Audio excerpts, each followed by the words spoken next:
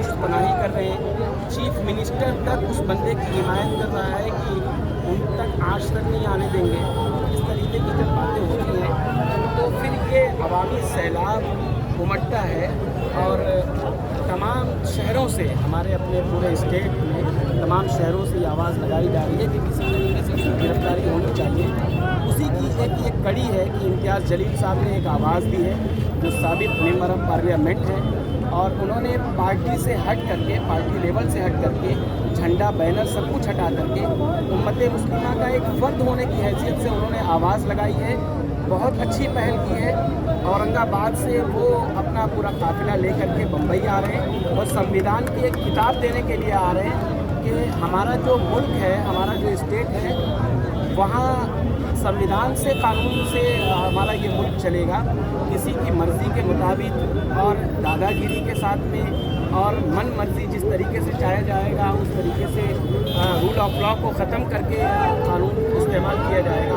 बल्कि ये कहा जाए कि दो तरीके का कानून कि अगर किसी और धर्म के और किसी और मज़हब के बंदे ने किसी इस तरीके से किया तो उसको अभी तक गिरफ्तारी नहीं हो रही है। अभी मुसलमानों में से या किसी ने भी अगर कुछ भी गलत बात उस तरीके से ज़ुबान से निकाल दी, बल्कि शेर तक पड़ गया, तो फ़ौरन गिरफ्तारी अमल में आ जाती है। तो इन्हीं तमाम चीज़ों को देखते हैं मुंबई जाम का क्या वो इंशाअल्लाह जब तक गिरफ्तारी नहीं होगी तब तक इंशाअल्लाह यहाँ से ये आवाम जाने वाली नहीं है। हमारे साथ गैर मुस्लिम बिरादरान वतन भी हमारे साथ में है, जो हमारे मुल्क में अमन चाहते हैं, शांति चाहते हैं। हम तो ये कहते हैं कि किसी भी मज़हब के मानने वालों के जज्बात को ठेस पहुँचाना हमारे लिए मुनासिब नहीं है।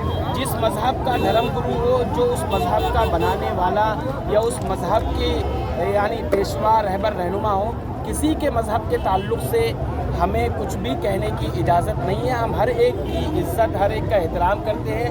वो अपने अपने मज़हब के एतबार से आज़ादी है उन्हें कि वो अमल करें और उसके एतबार से वो अपना जिस तरीके से मेहनत करें, कोशिश करें, अमल करें, कोई उसके ऊपर पाबंदी नहीं है। लेकिन अगर कोई हमारे पैगम्बर के बारे में कुछ भी अनाप शनाप बकने की कोशिश करेगा तो कानून है, उसका इस्तेमाल कीजिए।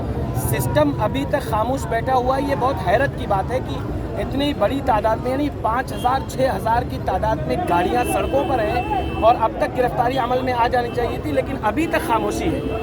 तो इस पर ये गम गुस्से का इजहार है कि हम आपको एक दस्तूर और कानून की किताब देना चाहते हैं कि आप लीजिए और देखिए कि कानून किस तरीके से चलता है। रूल ऑफ लॉ है हमारे मुल्क के अंदर, तो उसी हिसाब से हमारा मुल्क चलेगा। दादागिरी किसी की नहीं चलेगी, मर्जी के मुताबिक किसी की नहीं चलेगी, चाहे वो किसी भी मज़हब का मानने वाला हो। अगर गलत कर रहा है तो उसके खिलाफ एक्शन लेना चाहिए। ये आवाम उस वक्त तक यहाँ से जाने वाली नहीं है जब तक कि हमारा अपना जो टारगेट है हम वो अचीव नहीं करते हैं। उस बंदे के खिलाफ जो कार्रवाई की हम बात कर रहे हैं वो संविधान के दायरे में रहते हुए हम बात कर रहे हैं। कोई गलत डिमांड हमारी नहीं है। खबर तो आ रही है इम्तियाज़ जलील साहब को रोक लिया पुलिस वाले, अब आप कैसे आगे जाएंगे? इंशाअल्लाह वो यहाँ तक पहुँचेंगे। ऐसे कई बैरिकेडिंग लगा करके उनको रोकने की कोशिश की जा रही है, लेकिन अल्हम्दुलिल्लाह अभी तक अल्लाह ताला ने कामयाबी दी है।